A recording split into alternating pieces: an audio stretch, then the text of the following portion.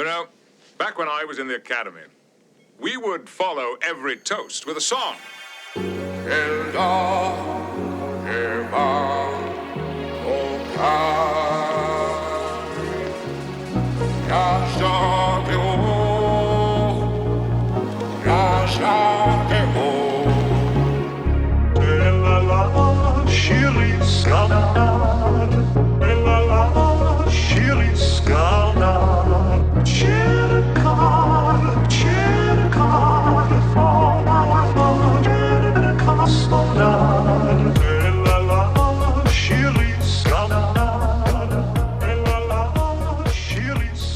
So, everyone, welcome to Where No BUBS Has Gone Before, a Star Trek The Next Generation podcast hosted by myself, the rambling Jay Requard, and my father, the erudite Jake Requard.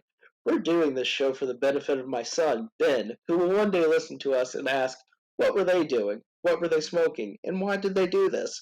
But anyway, these are all out for free on YouTube, and today we're going to be reviewing Star Trek The Next Generation, Season 2, Episode 16, Q Who,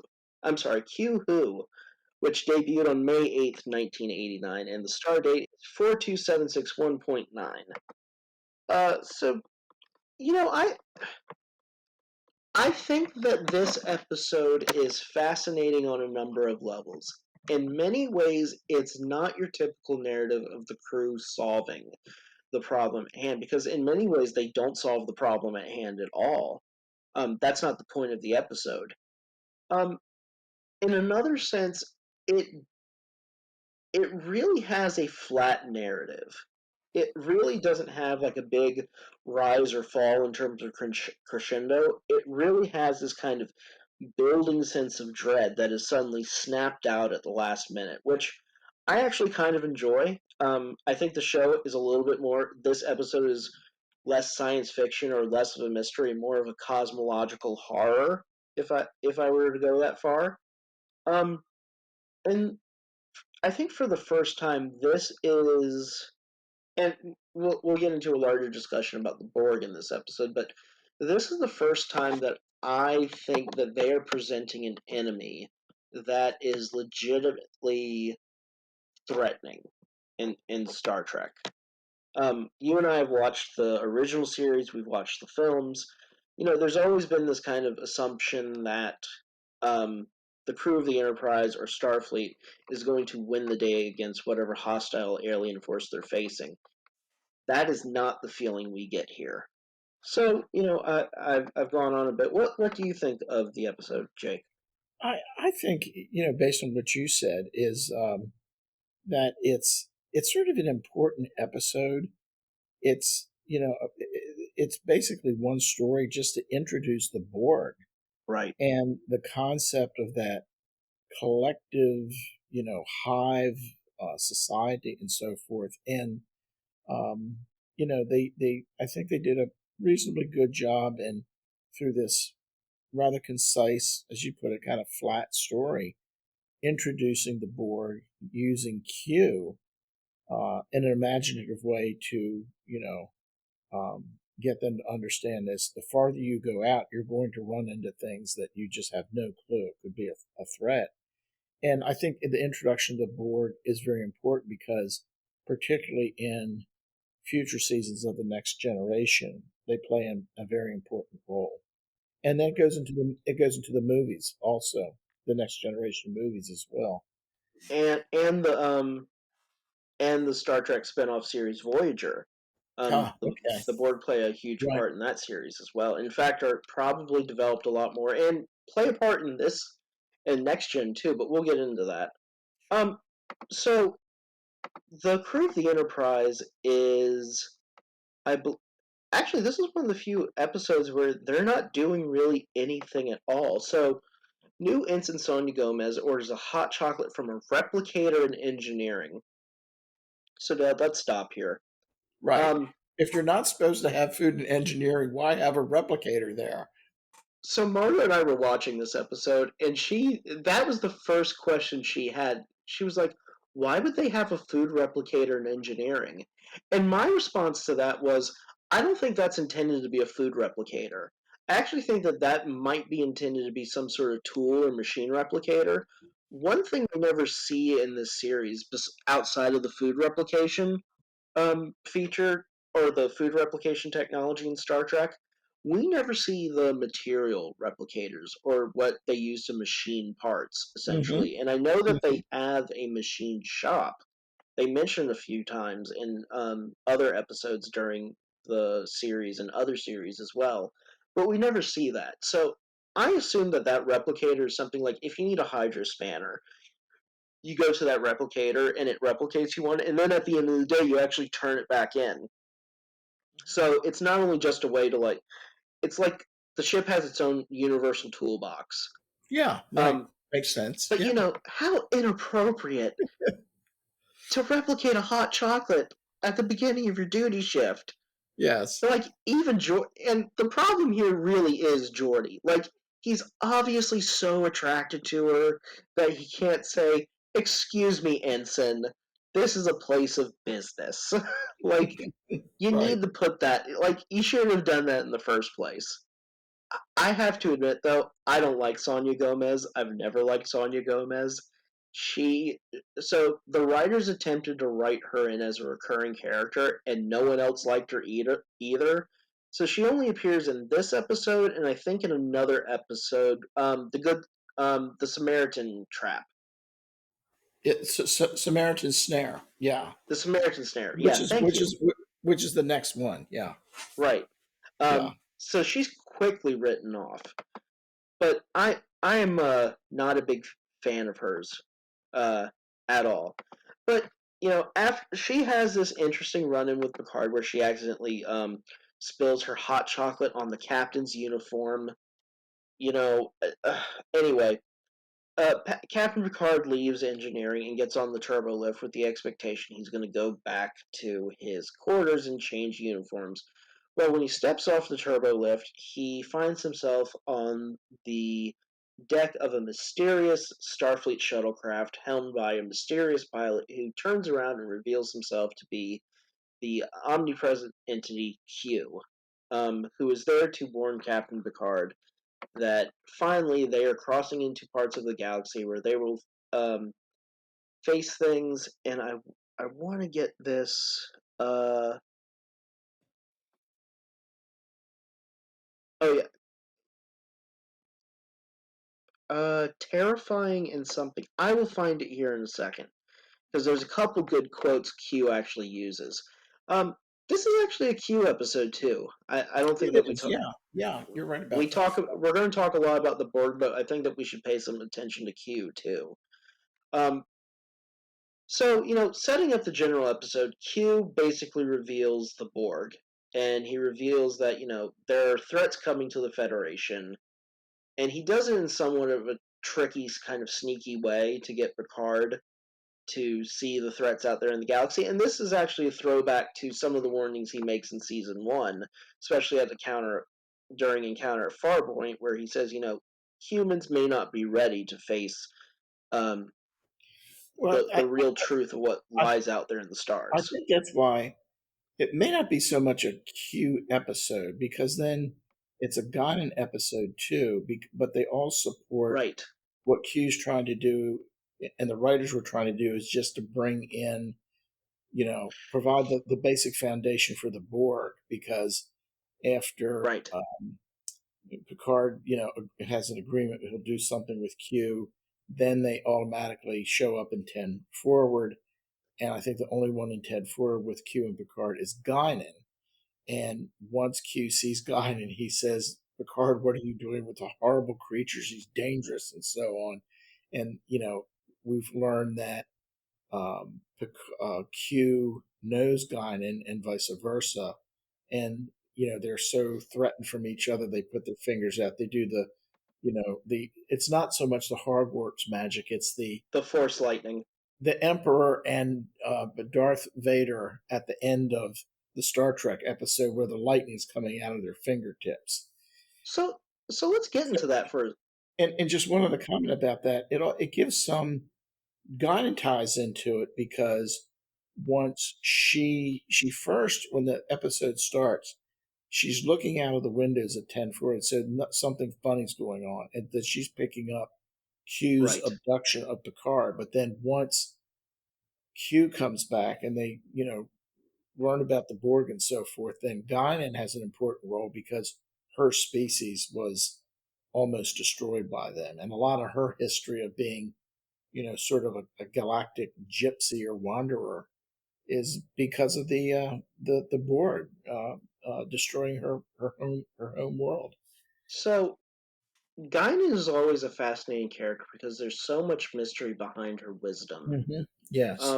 We know that she is part of the race called the El-Arans, who were obliterated by the Borg as they were fleeing the Delta Quadrant. So the interesting thing about all this is we've actually seen the Borg before off screen in an episode. They weren't just they simply weren't introduced to us. During the finale of season 1, the Neutral Zone, the Enterprise is sent to investigate all these outposts where they have been seemingly destroyed or scooped off the planet. And originally they think that it's the Romulans that are doing this, but it later turns out that it's actually the Borg. And Data makes mention of this during the episode here, where he says, when they are finally flung into the Delta Quadrant by Q, when they are scanning an M-class world, Data notes that, it seems like the Yes. cities have been scooped off the surface. So originally, Maurice Hurley wanted to introduce the Borg throughout the second series as the main antagonists for the Enterprise crew to face, but due to budget reasons, they were only able to show them in a few episodes.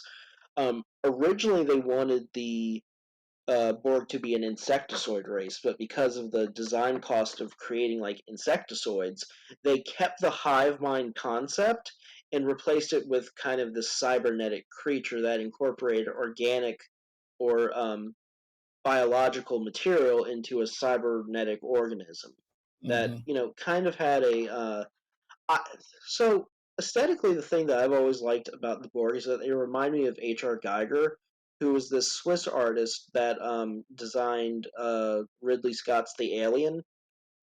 The Xeno. Did you ever see that movie? Um, H.R. Geiger helped design the xenomorph alien that has the mouth that comes out of the mouth and the Mm-hmm. barbed Mm-hmm. tail and the elongated head. Um, I always thought that the Borg were kind of this beautiful, horrific amalgamation of like Geiger in a way, brought to Star Trek because they look so vastly different from everything else we see in the presentation of the show. Even the Klingons have a sense of smoothness and beauty to their presentation that the Borg completely throw away. Like, their skin is this kind of pallid, deathly white. They are covered in these kind of black, gnarly cybernetic attachments. And they're just marching forward and marching towards you and just basically gobbling up everything in their space, looking for new technology to perfect their existence. Right. Um, I think that there was an attempt to have them show up a lot more, but as I said, the budgetary reasons really got in the way of this at the time, because even though this show had been very successful, um, Paramount and CBS were very hesitant about spending a lot of money on it. Later on, after this season, they are going to start spending a lot of money on the show, but this episode in particular is very expensive because of some of the reasons I just mentioned, the Mm-hmm. aesthetic requirements for the board. Mm-hmm. Mm-hmm. Um, but getting into Guinan for a second, it seems like she is some sort of organism or from a race of people that know the Q continuum, have dealt with the Q continuum, and not only does she detect that something's wrong on the Enterprise, um, she had, when she raises her hands, there's some sort of assumption that I think she's making that she has the ability to defend herself against Q if need be. And even Q feels threatened by her. Mm-hmm. So Mm-hmm. we have to acknowledge that there is something, peeling back the mystery that is Guinan. this is a character that has some sort of latent power that we don't see throughout the show or any of the future episodes. Like, we know that she has this kind of otherworldly wisdom. We know she has this ability to kind of perceive people, but I think that there might be greater powers to Guinan that we never see at all. Mm-hmm.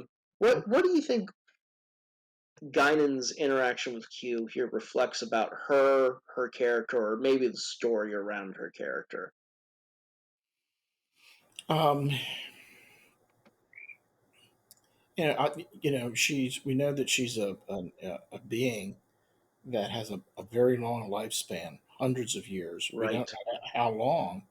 I read an article somewhere. There was some kind of fun discussion of whether Guinan's race is a form of Q. Even saw that Ooh, somewhere, and I think that she has, because of her it's a good question. longevity, she's experienced the. She makes a comment that there are members of the continuum that are Almost respectable. respectable, but she's dealt with Q before and he's not. So she has this defensive, hostile reaction to him. And, she has a similar, but actually probably deeper reaction, really fear, when she Hmm. knows that the where the Enterprise has been placed in space by Q, that they're coming in contact with the Borg. And you recall that on several occasions when uh, Picard wants to stay around and send some people over once they've kind of damaged the cube, investigate on site what's really going on there, who they are, what they are, get more intel on them. Um, Godin very strongly says, "Don't do it. They're just too dangerous. We need to get out of here now." Right.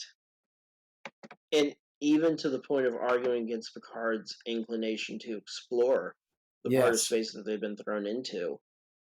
She recognizes something that Q recognizes too, that the inherent threat of the Borg almost supersedes many of the ideals that the Federation might hold dear. Even in, Picard is trained in this situation to take a positive, almost assertive approach, and even Guinan is stopping here and kind of agreeing with Q and saying, like, you can't just follow the expectations of your training in dealing with this threat.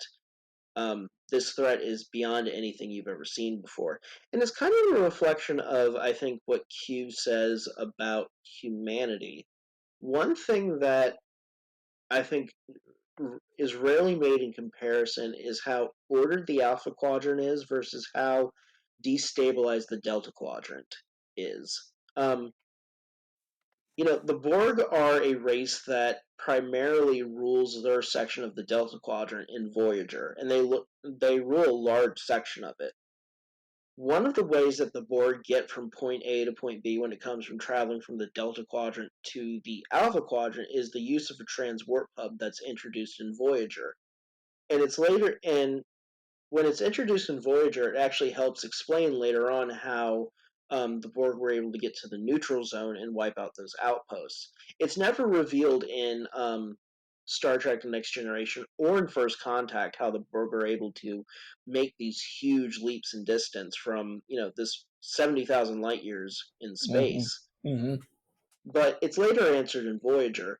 The the point I'm trying to make here is that if you really watch Voyager and if you really watch Janeway go through that part of space, it is one of the more savage areas where there are people worse than the Klingons, there are people more calculating than the Romulans, and there aren't a lot of people that have the ability to follow through on a moral and ethical society like the Federation has.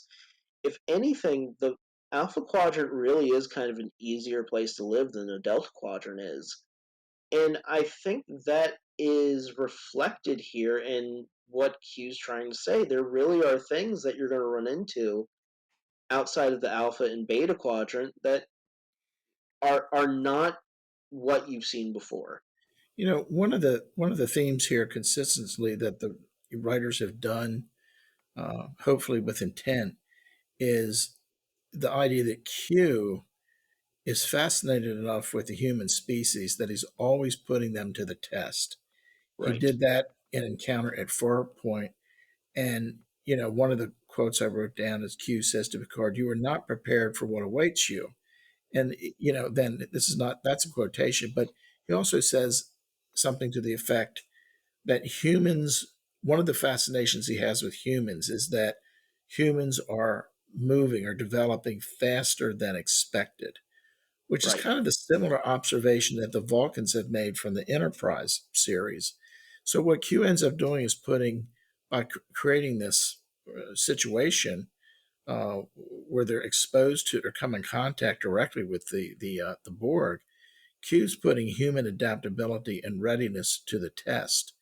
And actually, I would posit that we fail. Picard fails when he finally has to give in to Q and say, "Okay, we're Oh, scared, we're feared as for," because at that point, you know, as Picard says, if we amuse you, if we're destroyed, you're not going to have me and my crew in the ship to amuse us anymore. And I think Q says, "Okay, boom, you're back in the Alpha Quadrant. Lessons over. Now you have a oh, better idea of what to expect." Go I ahead. I actually I actually have to assert that it's the exact opposite. I think Yeah, okay, Picard go ahead. succeeds. I You actually think? think Picard succeeds. I think Q is actually sitting around. Um, okay, for my argument to succeed in this, I have to make a supposition. Q actually loves humans. He loves Picard. He loves the potential of humanity, and he's trying to protect us. Which is why he's showing Picard the Borg, and he's really trying to show Picard like you're not ready for this. It's almost like a parent saying, "Here's the edge of a cliff. I You're could see walking that. it towards the edge of a cliff, and you're about to step over, and there's waves down there. And they're not the kind of waves that you can just swim through if you fall down. If you fall down into that water, you're going to drown." I can see that. Yeah, I sure. think the fact that Picard actually says, "Yes, I need your help," impresses Q because He does say that, right? he thinks humans are too egotistical to accept his help or recognize the true danger in front of them. Hmm. Q's argument is that humans can't properly scale themselves to what they're facing. And when we can't properly scale ourselves, we act in ways that are barbaric and stupid. Isn't that an interesting comment you just made from this? Because isn't that exactly what we're doing right now in 2021? Absolutely. Well, like we are in many ways, like we are being assimilated by a technology as we speak. Like, you and I are not talking face to face anymore, where 20 years ago, the only way this conversation is happening really is if we were doing it face to face with live microphones into a soundboard, recording it on, tape or some sort of other medium. We wouldn't be able to record this digitally over the internet the way we are doing now. This technology is literally changing the way we're communicating without us really realizing it. We need to have a Zoom app so that you can add into a group Zoom meeting max headroom. Well, Wouldn't that be um, fun? imagine when Elon Musk finally gets his Neuralink technology working, and you just have Zoom in your head, and like you just click something on your head, and you see the screen pop up, and there's your aunt and your uncle and your cousins and your mom and everyone else. So is that chapter 6 of how Homo sapiens becomes the Borg? But essentially, I think, yeah. Yeah. Look. I think the thing about the Borg that is terrifying, truly on an existential level, is that's the worry of what we become if we don't rein this technology in. And I think it's also a reflection. You asked a question in the notes that you sometimes send, like, what do the Borg represent? Do they represent Russia? Do they represent China? What do they mean in 1989?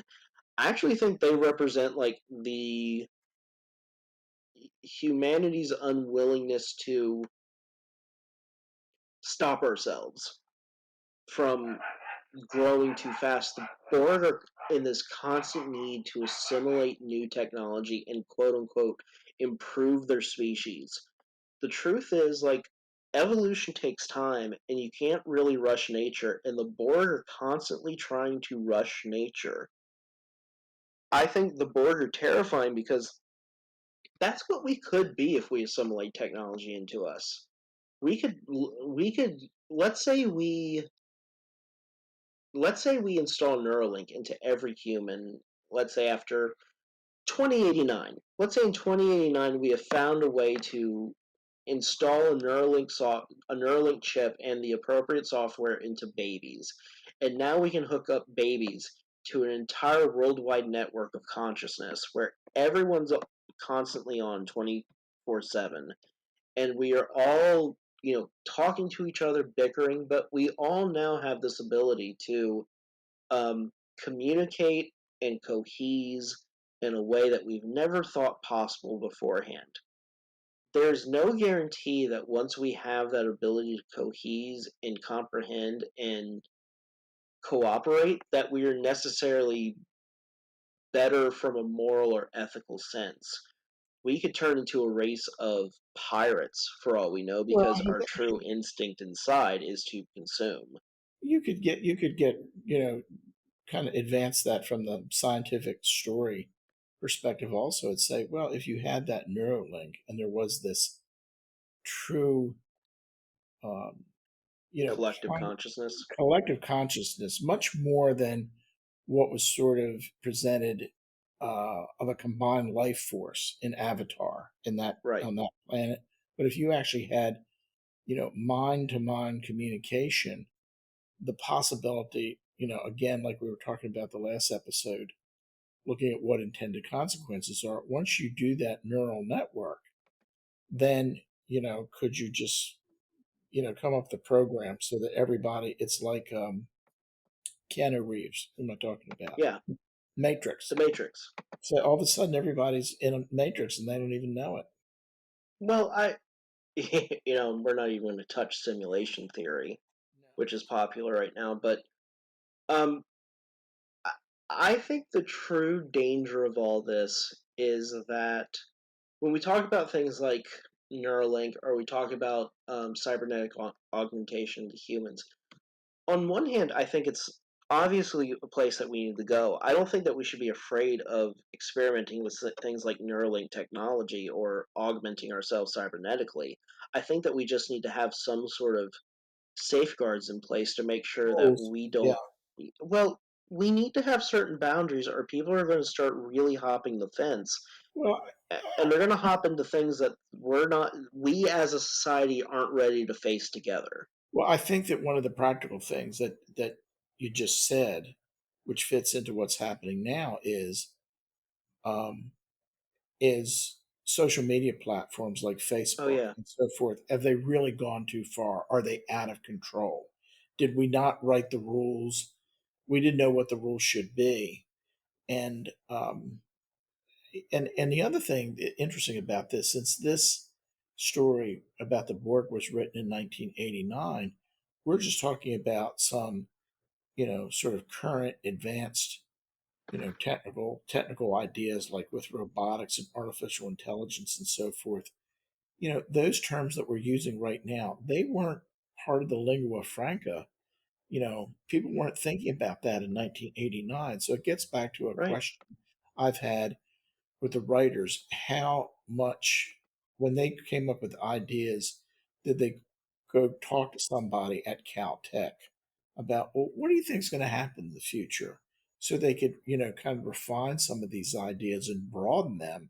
Because, you know um, what we're talking about now in terms of the board, we're talking about, the example that they offer for discussion of how the human species will evolve, Hmm, really based on technology that's only been developed in the last 10 years and right, wasn't really common knowledge back in 1989.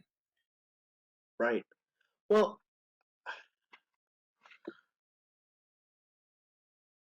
I think the difficulty with science fiction sometimes when it predicts things in the future is that I think that we have always known that certain things are possible and are within the potential of human achievement. I think that, and this gets back into what you said, I think that we, until recently, never had the ability to really measure the consequence, the actual consequences versus the intended consequences of them. And actually measuring the intended consequences of things, I think, is an evolutionary trait that we haven't picked up yet en masse. I think, in general, one of the dangers of the technology that we have now is that we are given, the Borg have had, and Guinan says so herself, the Borg have had tens of thousands of centuries to basically, thousands of centuries to basically figure out their entire civilization, from this Unimatrix to the cube system to how their transwarp conduits. They've been doing this over 10,000 years. They're one of the rare races that uh got past the great galactic filter. I think I think the issue is that we've we've always predicted that collective consciousness is possible. We've never really supposed at what the consequences are of them. I think the Borg are the first attempt, I think maybe in 1989, for science fiction writers to predict at the chaos of a unifying technology and what it would create based on the reflections of what they see in actual humans. Picard says something very interesting at the very beginning of the episode when Q basically offers the chance to become a crewman. It's a really good line. I got it. To learn about you, frankly, is frankly provocative, but you're next of kin to chaos. You know, Q would say the exact same thing about Picard, that you humans are next to akin to chaos. But I think the real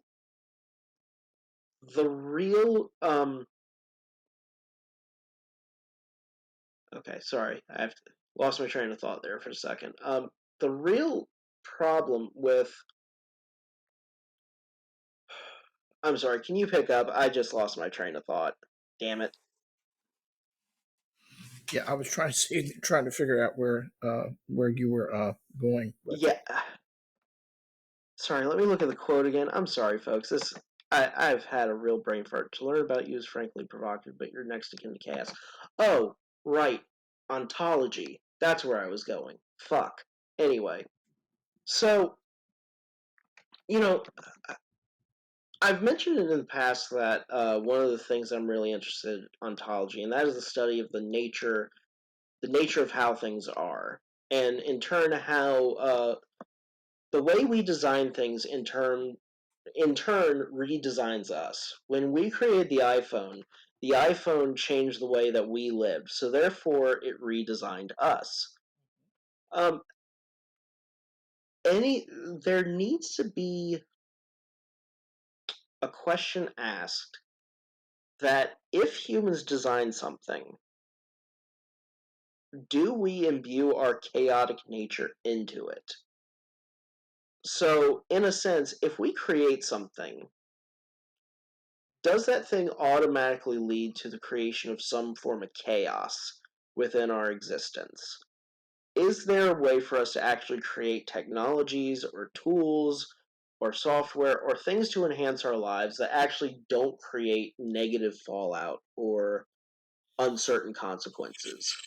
Well, that's a heavy question, but it might go back to, the Because old. in the way the Borg are trying to do that, and their constant achievement, their constant need to advance their technology is their attempt to navigate that question. Because they believe if they assimilate more technology, they're actually bringing greater order to themselves and their unified consciousness.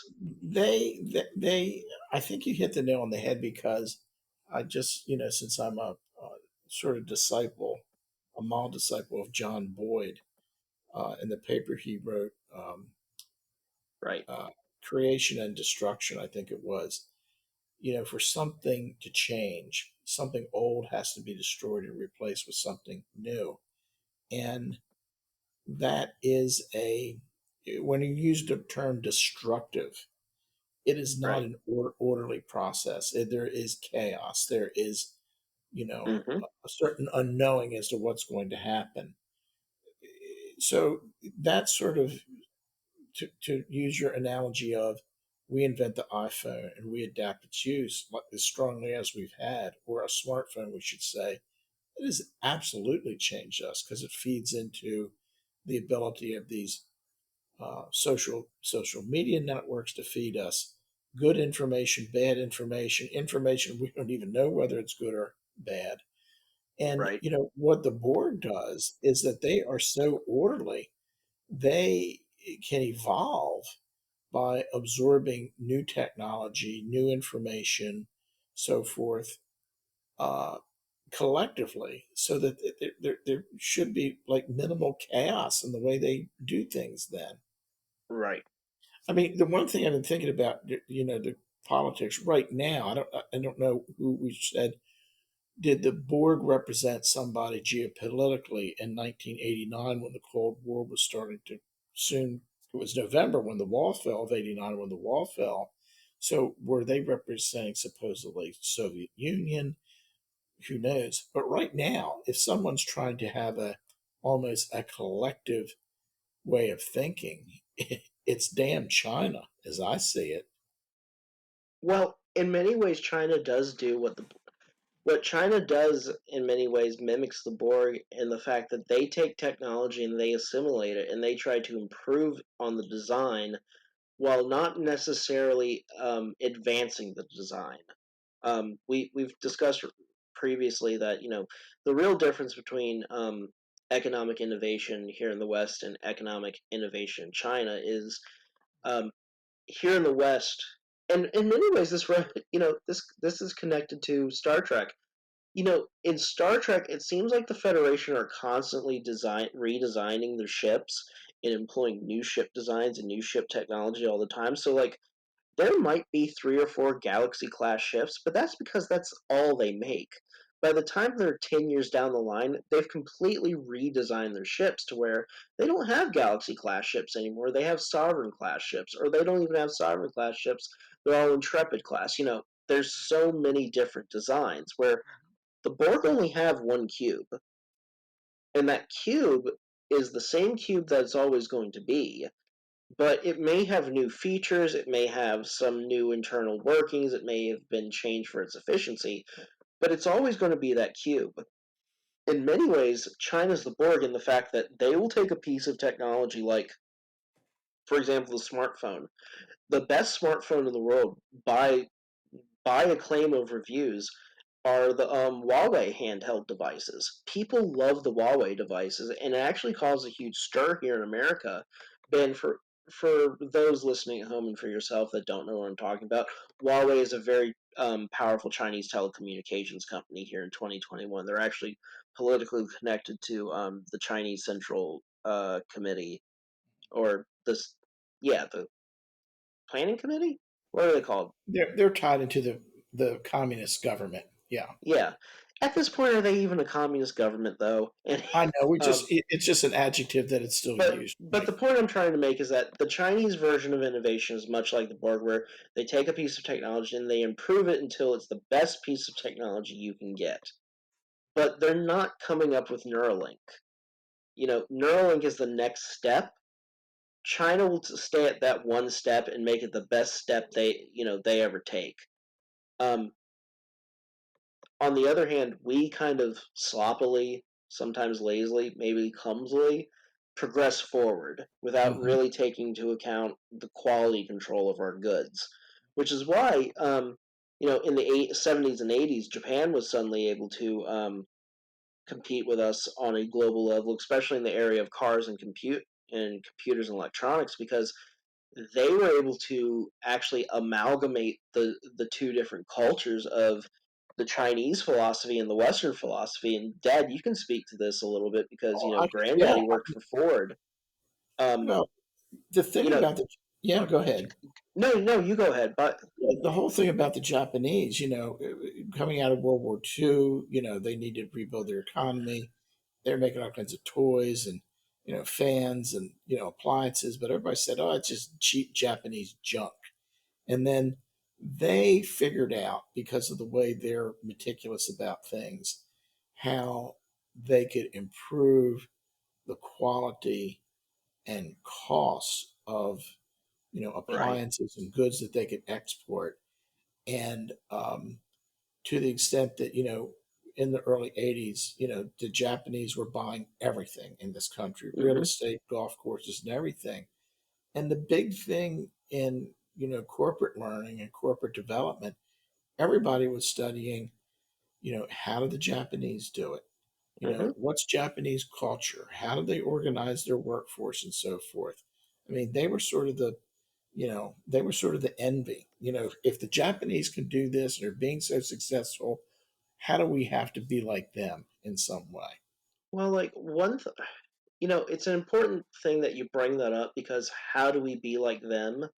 That is in many ways a feature of assimilation. How do we assimilate certain skills or qualities or talents of a certain group and incorporate it into what we do and improve what we do? In many ways, that's what the Borg's doing. Now, and this kind of gets back to the larger conversation we were having before the episode.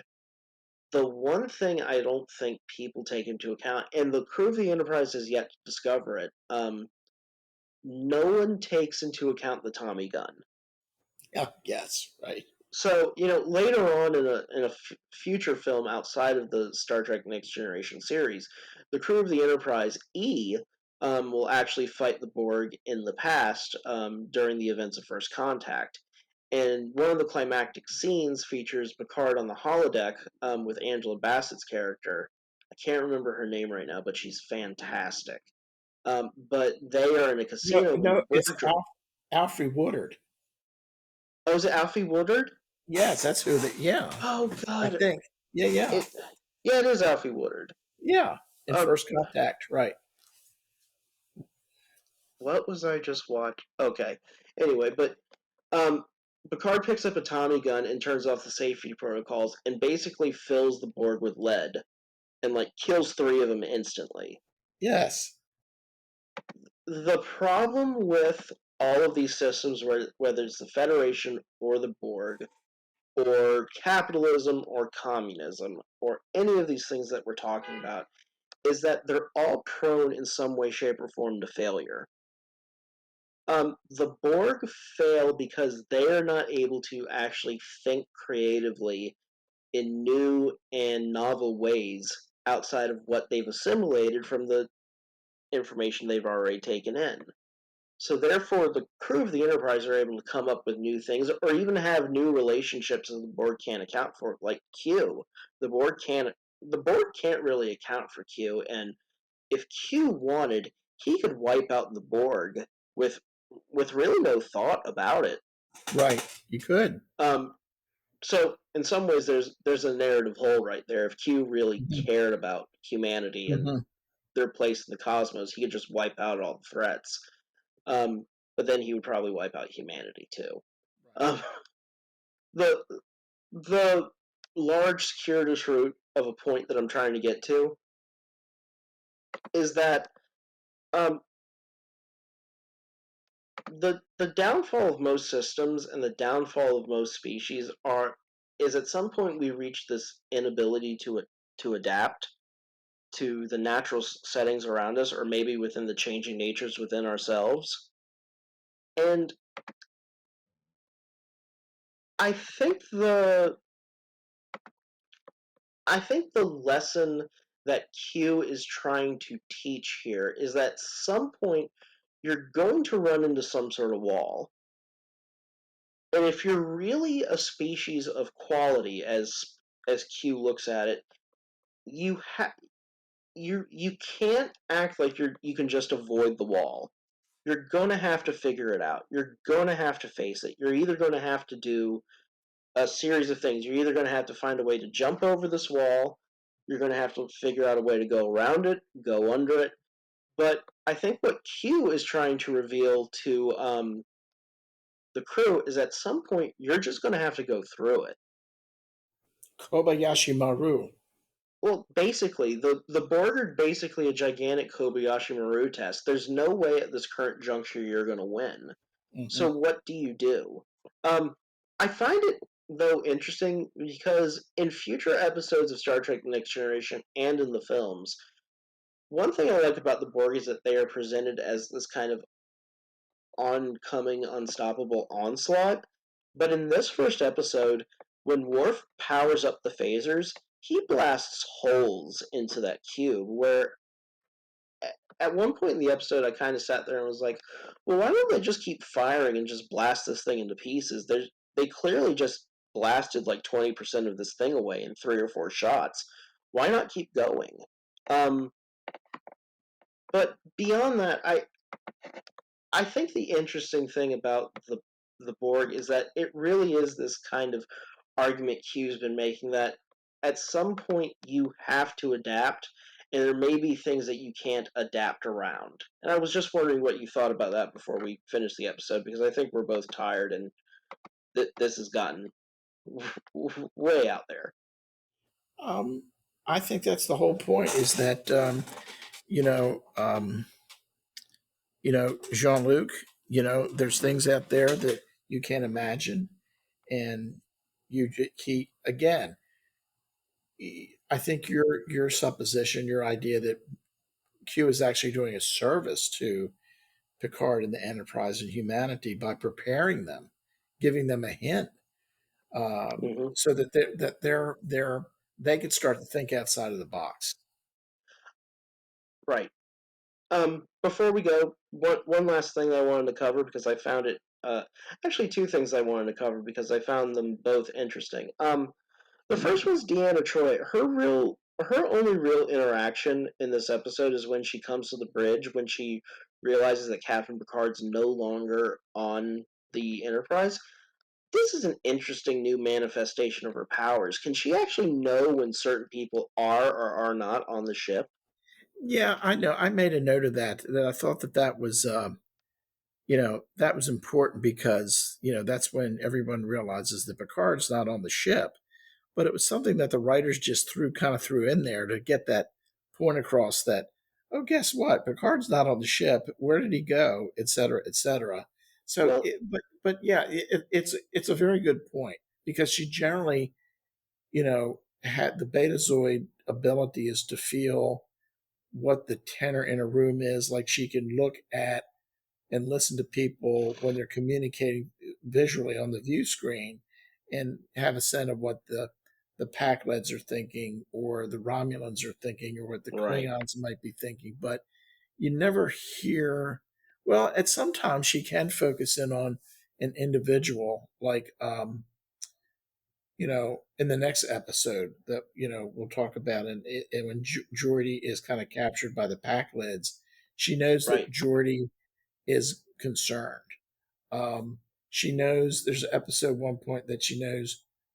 It was a past episode where Riker's okay, but then Riker's gets scared of things when he can't.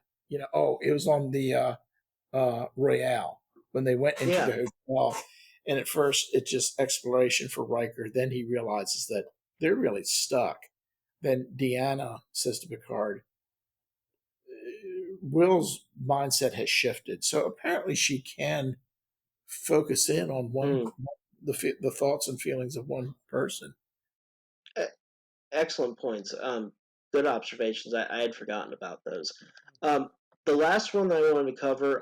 What did you think about the Borg nursery and how they handled infants? Not only like the perpetuation of their species, but also like I guess they assimilate babies too. I guess they would do that. I guess they're doing, there wasn't a whole lot of information about the sexuality of the Borg. Um, they appear almost to me to be in their strange, you know, kind of beings made out of junk parts in a sense. most of them seem to be male, but they're probably all females. But obviously, there's no physical copulation, sexual Yeah, reproduction. So I think that what is demonstrated with the infants is that they were very much, you know, test tube babies, right, um, artificially inseminated, then put into an incubator that would grow them from a fertilized egg right into a baby. And during the right. process, they would start to integrate some of the biomechanical systems in. Almost like the Matrix in the Keanu Reeves Yeah, films. yeah, very much, very much. Yeah, very much so. Right. Well, I think that this is a good episode, despite it being very flat and it having a very simple narrative. Yes. Before we go, what did you think in general of the episode, and where do you rank it in terms of this season? I Do you think I it's one of get the better ones so far, or I get it. I put it into the, in the, if you broke it up into, sort of percentages like they do with test scores and so forth, I'd put it in the 70 to 80 range because it's really a good tight introduction to Borg that plays such a important role in future episodes and stories. And as you said, it's in Voyager, it's in Deep Space Nine, or etc. The movies, right? so on. Well, I think that's a great way to sum it up. Thank you, everyone, for joining us on this meandering, wild exploration of Star Trek and so many other things. We hope you come back for the next episode, which will be the Samaritan Snare. We'll see you all next time. Thanks, Dad. Thanks, Jay. Good night. Night.